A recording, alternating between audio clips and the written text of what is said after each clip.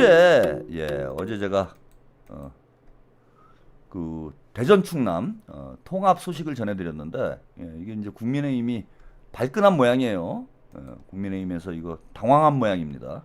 대통령이 대전 충남 통합 추진을 공식 제안하자 민주당은 곧장 실무 작업에 착수하며 새 판짜기에 보조를 마쳤습니다. 행정 통합 이슈를 주도해온 국민의힘은 겉으로는 환영한다면서도 선거 개입이라면서 떨떠름한 표정입니다. 강민경 기자입니다. 민주당은 이재명 대통령이 던진 대전 충남 통합 의제를 발빠르게 받았습니다. 하루 만에 소속 국회의원과 기초단체장을 모은 대규모 충청 특위를 띄우고 통합 시 명칭과 청사 활용 방안 같은 청사진을 준비하겠다고 하는 등 착착 채비에 나섰습니다. 국가 균형 성장이라고 하는 이재명 대통령의 국정 철학이 확고하게 실천되는 것을 당에서 든든히 뒷받침하겠다.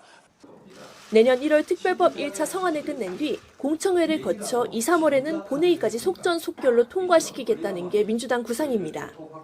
내년 지방선거에서 통합자치단체장을 선출하기 위해 한껏 속도를 내겠다는 건데 국민의힘이 현역으로 있는 충남권을 탈환할 수 있다는 기대감도 엿보입니다. 신속하게 대전 충남 통합을 추진하고 대전 충청에서 대한민국 균형 발전의 진짜 성장을 만들어내겠습니다. 그간 행정통합 의제를 주도해온 국민의힘은 큰 틀에선 환영한다는 입장을 내면서도 떨떠름한 표정을 감추지 못했습니다. 현직 광역단체장들과 합심해 공들여 차린 밥상을 정부 여당에 뺏기는 모양새가 됐기 때문입니다. 뒤늦게 정치공학적인 측면에서 대전 충남 통합 의제를 가져가려고 하는 대통령실의 의도는 오히려 충청인들의 자존심에 심하게 훼손하는 정부 여당이 내년 지방선거를 앞두고 졸속 추진을 한다며 선거용 통합에는 반대한다고 말했습니다.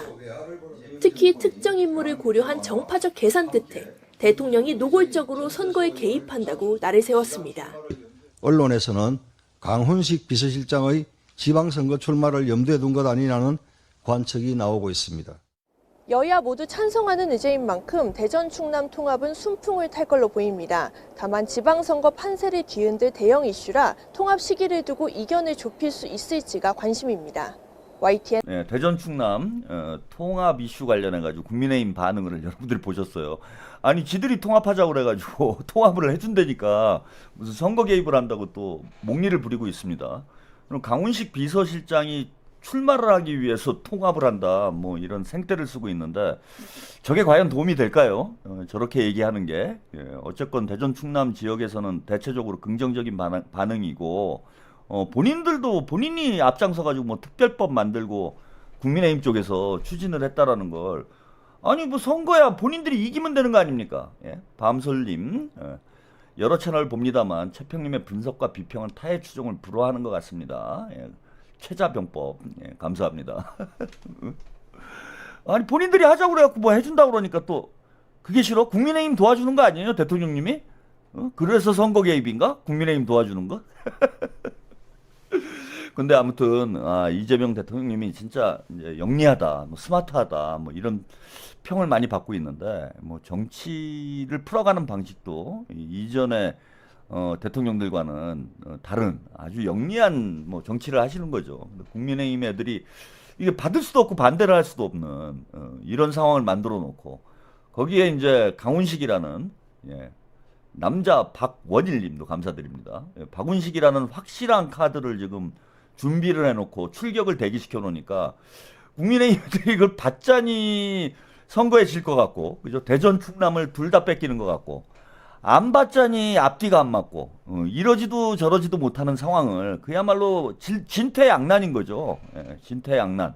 네, 형국을 만들어 놓고 사실상 강훈식 그 비서실장을 뭐 아직 뭐 출마가 확정된 건 아니지만은 강훈식 비서실장을 사실상의 이제 초대 대전 충남 특별시장으로 거의 임명을 하는 것과 다름이 없는 그런 형국을 만들어 놨어요. 그래서 어쨌건 이제 뭐 국민의힘에서 과거에 대전 충남 통합을 주장을 했다라고 하더라도 이걸 실제 실행을 하고 있는 거는 이재명 대통령이기 때문에 이재명 또 대통령의 가장 또 그죠? 측근이라고 할 수 있는 강훈식 비서실장이 출격을 하게 되고, 특히 세종시에 이제 비중을 많이 두고 있잖아요. 예.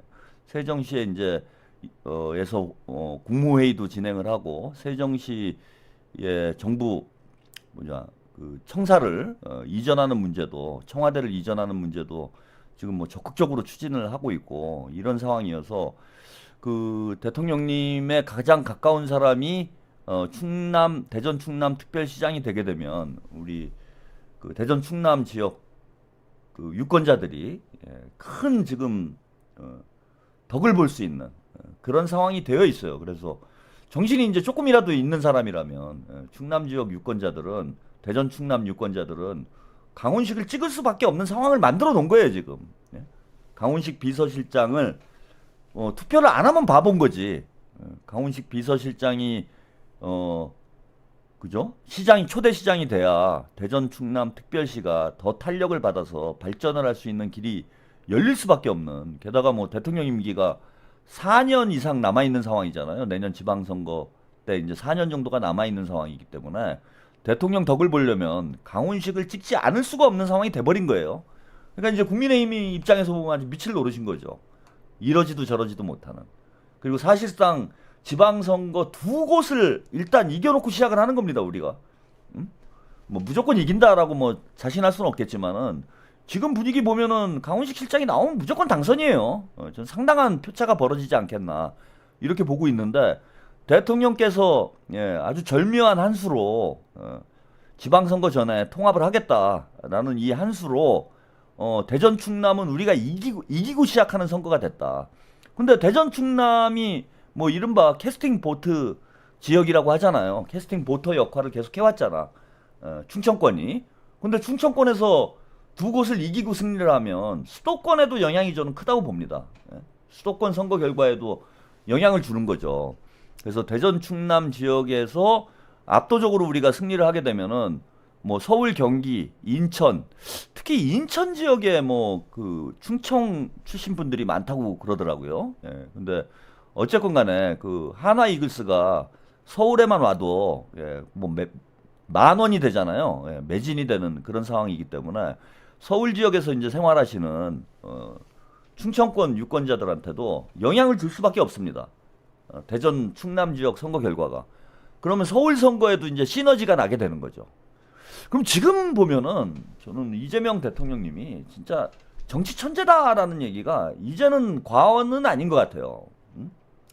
정원호 구청장을 출마를 시켜가지고, 잘 보십시오. 강훈식 그 대전 충남 통합이라는 이슈를 끌어내서 거기에 강훈식을 초대 시장으로 출마를 시키게 되면 대전 개발 욕구가 커질 수밖에 없는 대전 충남 유권자들은 대통령의 최측근인 강훈식 비서실장을 지지하지 않을 수가 없어요. 그래서 충남 대전에서는 우리가 무조건 이기고 갈 수밖에 없고, 그런 이유로 수도권 선거에도 긍정적인 영향을 준다는 거죠. 충청권 유권자들이 민주당 지지도가 강해질 것이기 때문에 수도권 선거에도 긍정적인 영향을 주게 될 거라는 겁니다. 그 다음에 정원호 구청장도 이게 신의 한 수인 게, 이른바 마용성이라고 그래서, 이 성동구가 예전 같지가 않잖아요. 예전에는 이제 민주당 우세 지역이었는데 지금 뭐 강남 못지않게 발전된 지역이고 부자들이 많이 사는 동네라, 성동구가에서 지지를 받으면 이른바 이제 부유층들 또 지지를 받을 수밖에 없어요. 그래서 지금 놀라운 여론조사를 보면 놀라운 결과가 나오죠. 정원호 구청장이 여론조사에 보면은 강남에서 이겨요. 강남에서 오세훈을 이기는 결과가 나와, 정원호 구청장이. 이게 이제 성동이 어쨌건 강남하고 강하나 사이에 두고 인접을 하고 있기 때문에 강남 유권자들도 영향을 받는 거예요. 그래서 정원호 구청장이 강남에서도 지지율을 많이 받고 있다. 그러니 서울시장 선거 이기기가 쉬운 거죠. 꼭 오세훈을 이기지는 못하더라도 강남에서 예전에 나오는 것보다 많은 표가 나와버리면, 마용성 강남에서 민주당 표가 많이 나와버리면은 이거 뭐 당연히 이기는 선거가 될 수밖에 없습니다. 강북은 원래 유리하니까. 그런 차원에서 정원호 구청장을 픽을 한 것도 제가 볼 때는 절묘한 한 수다. 그리고 여기에 또 뭐가 있냐면은 민주당이 2030한테 약하잖아요. 예? 민주당이 2030한테 약한데 정원호 구청장 하면 여러분 제일 먼저 떠오르는 게 뭡니까? 정원호 구청장이 성동구를 잘 이끌어왔다라고 뭐 여러 가지 평가를 받고 있는데 정원호 하면 떠오르는 게 뭐예요? 정원호 하면 떠오르는 거. 성수, 그죠? 성수동이잖아. 정원호 구청장 하면은 그 성수동 개발 이걸로 완전히 뭐 전국구 인지도를 갖게 되는 그런 이제 구청장이 된 거잖아요. 근데 한번 성수동 잘 생각해 보세요. 성수동 가보신 분 있는지 모르겠지만 많이들 가보셨을 거예요. 제가 이제 작년에 성수동에 한번 하도 뭐 성수동이 핫하다고 그래가지고 구경을 한번 갔어요. 갔더니 진짜 여기는 MG 천국이야. 예. 제가 여기 좀 돌아다니는데 뭐 길이 그 성수동 그 타운이라고 해야 되나 뭐라고 해야 되나 하여튼 그 거리가 젊은 친구들로 가득 찼는데 제가 거기서 나이가 제일 많은 것 같더라고. 성수동 전체에서 제가 나이가 제일 많아. 그리고 젊은 친구들이 성수동에 전국에서 옵니다. 전국에서 성수동 구경하러 와요. 그러니까 성수동 개발을 잘했다라는 건 2030들한테는 상당히 호감을 줄 수밖에 없는 그리고 그게 성동구에만 국한돼 있는 게 아니라 서울에 있는 거의 모든 지역에서 성수동 한번 안 갔다 온 친구들이 없잖아. 2030 중에 성수동 한번 안 갔다 온 친구들이 없어요. 그래서 저는 우리가 볼 때는 정원호 구청장 인지도가 떨어진다 뭐 이런 얘기를 아직도 하시는 분들이 있는데 그거는 꼰대들 얘기고 2030들에게 저는 가장 인지도가 높은 정치인이 정원호 구청장이라고 봐요. 정원호 모르는 사람이 없는 거야. 2030들은. 야 이거 성수동 누가 했냐? 그러면 다 정원호 얘기가 나오잖아. 그래서 정원호 구청장이 2030에서도 지지율이 높게 나와요. 다른 민주당 후보들에 비해서 2030 지지율, MZ세대 지지율이 높게 나와. 그러니까 자 민주당이 취약한 강남 쪽에서 표가 많이 나오고 그 다음에 민주당이 또 취약한 2030에서 표가 많이 나오니까 정원호가 서울시장으로 나오게 되면은 이길 가능성이 높을 수밖에 없는 거예요. 이거는 우리 표가 아닌 걸 가져오는 거잖아. 그죠? 정원호 구청장이 출마를 해가지고 우리 표가 아닌 걸 가져오는 거잖아요. 제가 울산시장 얘기를 하면서 그 말씀 드렸어요. 울산시장 선거를 하면서 김상욱 의원이 출마하는 게 이게 괜찮은 것 같다라고 말씀드린 게 뭐냐면은 한 표라도 우리 안 찍을 걸 가져온다는 거야. 김상욱 의원은 다른 후보가 나가면은 원래 민주당 찍을 사람들 중에서 뭐 이재명 대통령이 좀 호감이 생겨가지고 원래 민주당 찍을 사람들의 뭐 중도층이 조금 더 오는 이런 정도지만은 김상욱 의원이 울산에 출마를 하게 되면은 어쨌건 자기 지역구가 있기 때문에 지역구에 자기 조직이 있어요. 근데 그 사람들 김상욱 지난 총선 때 김상욱 찍었던 사람들은 다 일찍인 거잖아요. 이찍인 거잖아. 김상욱 찍었던 사람들은 다 이찍인 거야. 그래서 이제 뭐 민주당으로 왔으니까 그 사람들이 다 김상욱을 또 찍을 거다 이건 아니겠지만은 그 중에서 김상욱 의원이 좋아가지고 민주당으로 함께 오는 이런 표들이 있다라는 거예요. 그래서 김상욱 의원이 출마하면 무조건 플러스 알파가 되기 때문에 우리가 이길 확률이 더 높아진다. 뭐 이런 말씀을 드렸는데 정원호 구청장의 경우도 그렇다라는 거지. 정원호 구청장도 강남 쪽이나 2030 우리 표가 아닌 걸 가져올 수 있는 이런 그 가능성이 있기 때문에 민주당 의원 출신 후보들보단 저는 정원호 구청장이 본선에서 훨씬 더 경쟁력이 있다라고 봅니다. 저는 이재명 대통령님이 이런 전체 그림을 보면서 지금 포석을 하고 있다고 봐요. 뭐 대통령님이 대놓고 뭐 서울시장은 누가 해라, 뭐 대전 충남 특별시장은 누가 해라, 울산시장은 누가 해라 이런 얘기 말씀을 하시는 건 아니지만 이 전체 선거 구도를 보고 어떤 후보가 더 우리에게 유리한지 어떤 후보가 경쟁력 있는지를 충분히 살펴보고 큰 그림을 그리고 있다. 그래서 저는 다음 지방선거에 우리가 뭐 크게 승리할 거라고 봅니다. 정청래가 뭐 똥볼을 차거나 말거나 뭐 크게 승리하는 선거가 될 거다. 이렇게 예상을 하고 이번에는 저는 모르겠어요. 다른 데는 다 이긴다고 봅니다. 저는 자신 있어요. 제가 보는 구도하에서는. 그리고 선거 때마다 제가 진짜 잘 많이 맞췄어. 뭐 유시민 작가가 뭐 잘 맞췄다 그러는데 유시민 작가보다 제가 유명하지 않아서 아는 사람이 없어서 그렇지 제가 더 거의 근접하게 더 맞힌 경우들이 많았습니다. 지난 총선 때도 그렇고. 예, 근데 이번 지방선거 때는 저는 TK 빼고 거의 다 이긴다. 이렇게 봐요. TK 빼고 다 이긴다. 그런데 이번에 자, 대통령님이나 민주당에서 한번 생각을 해봐야 되는 게 지금은 TK도 뚫어야 된다. TK 뚫어야 됩니다. 이번에 TK 뚫리고 대구랑 경북이랑 통합을 시켜버리면 TK를 뚫은 다음에 그러니까 대구시장은 가능성이 있어요. 대구시장은 대구시장에 공을 들여가지고 이번에 대구시장에 한번 도전해야 된다. 괜찮은 후보를 내야 된다. 지금 뭐 김부겸 전 총리 얘기가 나오고 있는데 뭐 괜찮다고 봅니다. 저는 뭐 하여튼 그런 비중 있는 인물이 대구시장으로 출마를 해서 대구를 한번 이번에 뚫어버리면 뚫은 다음에 대구하고 경북하고 통합을 해버리면 경북 인구가 얼마 안 되기 때문에 TK도 이제 우리가 무너뜨릴 수 있어요. 충분히 승산이 있다라고 저는 생각을 합니다. 그래서 이번에는 그냥 TK를 빼고 다 이기자 뭐 이런 정도가 아니라 TK에도 민주당의 푸른 길을 꽂아야 된다. 이렇게 좀 말씀을 드리고요. 예. 우리 쪽 얘기를 좀 했으니까 국민의힘 상황만 한 5분 정도 간단하게 이야기하고 뭐 길게 얘기할 것도 없어요. 한마디로 얘기하면 망했다 얘네들. 희망이 없다.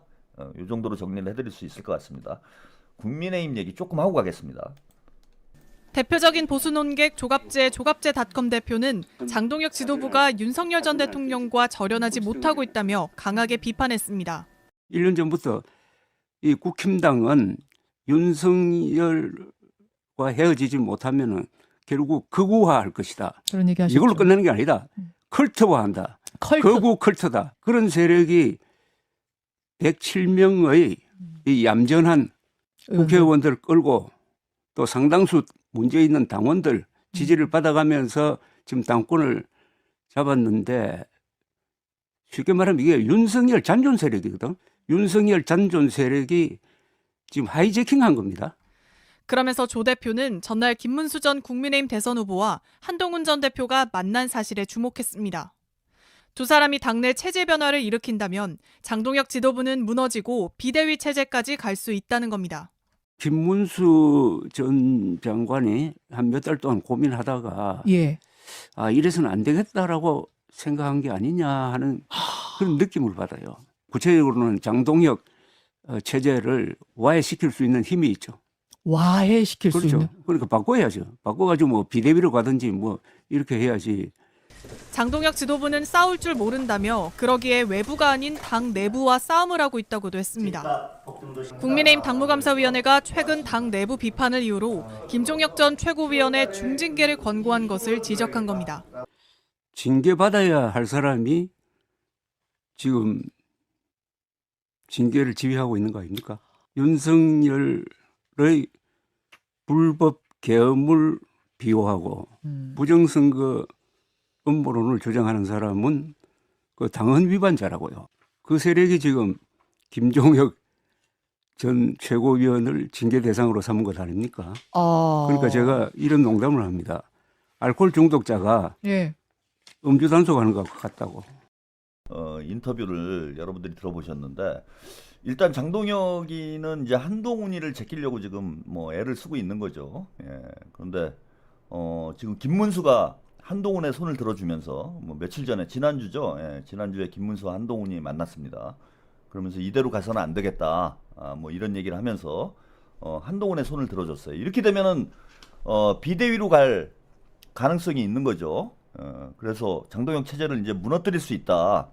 조갑재 씨가 이런 얘기를 한 겁니다. 참 지금 국민의힘이 뭐 정리가 될 수 있는 상황이 아닌 거예요. 예. 밤솔님, 시대를 초월하여 잼통님은 조조, 김민석은 소화, 정원호는 조자룡, 정청래는 도망간 노관, 예. 최평은 님은 장자방. 뭐 저를 이렇게 높게 평가를 해주십니까?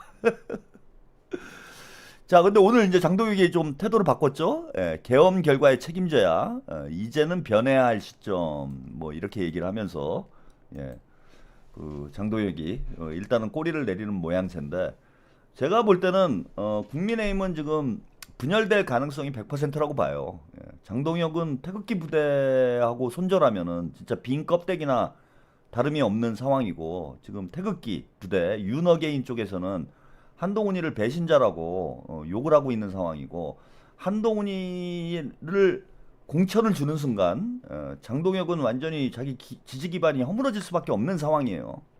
그래서 뭐 당장 지금 비대위로 가느니 마느니 특히 김문수까지 한동훈의 손을 들어준 상황이기 때문에 본인이 이제 버틸 수가 없어서 뭐 저런 약간 고개를 숙이는 듯한 이런 행보를 하고 있지만은 지금 제가 볼 때는 저게 해결이 안 됩니다. 예, 그냥 물과 기름이 한 솥안에 있는 경우다 지금. 예, 태극기 국민의힘은 그 태극기 부대와 종교 집단들이 완전히 장악을 한 상황이기 때문에 한동훈이 국민의힘에서 계속 버티고 있는다고 해도 제가 볼 때는 국민의힘을 장악을 할 수가 없어요.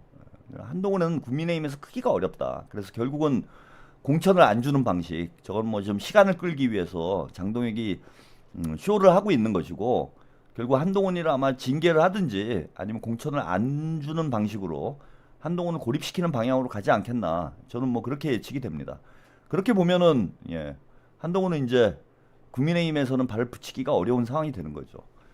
그래서 결국은 지방선거 전에 보수 세력이 분열이 되지 않겠나. 예. 좀 뭐 그렇게 되면은 이제 크게 세 수로 나눠질 수도 있는 거죠.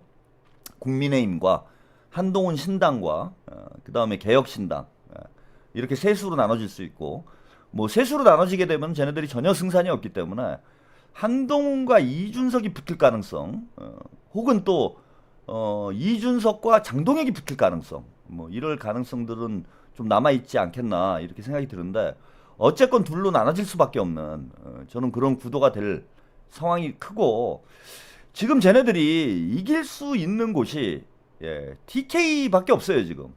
TK 외에는 승산이 없는 상황이잖아. 그러면은 한동훈 신당도 TK에 출마를 할 가능성이 있고 예, 국민의힘도 TK에 예? 총 집중을 할 수밖에 없는 그런 상황이 될 거라는 거예요. 그래서 TK 지역이 자기들끼리 내분이 나가지고 예, 난장판이 되는 그런 형국이 될 수밖에 없기 때문에 아까 말씀드린 대로 이런 구도라면 선거는 이제 구도가 중요하다고 제가 말씀드리잖아요. 예, 구도에서 거의 뭐 7할 8할이 결정된다고 봐야 됩니다. 근데 보수 진영이 분열된 구도라면은 민주정이 충분히 해볼 수 있는 상황 아니냐. 예. 대구시장도 한번 도전을 해볼 수 있는 그런 지금 지방선거판이 돼가고 있다. 우리가 좀 큰 그림을 지금 그려야 할 것 같습니다.